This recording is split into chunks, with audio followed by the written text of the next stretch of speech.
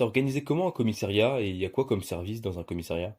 Bon alors, dans un commissariat, on retrouve plusieurs types de services, mais en gros, pour te résumer et pour te donner un exemple, en prenant l'exemple d'un commissariat assez important d'environ 500 effectifs, il faut savoir qu'au sein d'un commissariat, tu as déjà deux branches principales.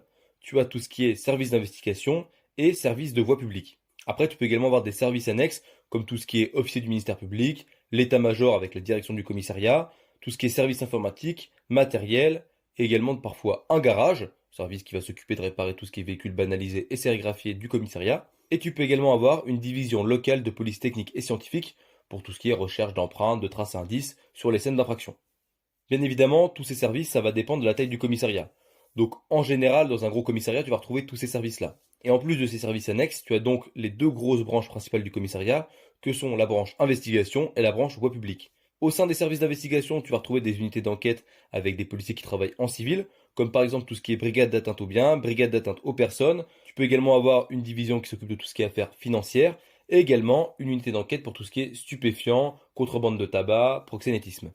Après, tu vas retrouver d'autres unités d'investigation comme par exemple le CAR. Je ferai une vidéo dédiée à ce sujet. Mais en gros, le CAR, c'est un peu le service d'urgence du commissariat niveau procédure qui va s'occuper de traiter tout ce qui arrive en flagrant délit et donc de faire les placements en garde à vue et les premiers actes. Le CAR, en règle générale, ne prend que des gardes à vue et va traiter des enquêtes uniquement dans le cadre d'enquête du flagrant délit et donc dans le cas où une ou plusieurs personnes ont été placées en garde à vue. Tu peux également retrouver le groupe d'appui judiciaire, la brigade des accidents et des délits routiers, tout est dans le titre, le service des plaintes, et également différents bureaux de police qui sont rattachés au service d'investigation d'un commissariat. Et dans certains commissariats vraiment très importants, tu peux retrouver un service qui s'occupe de tout ce qui est scellé et pièces de justice.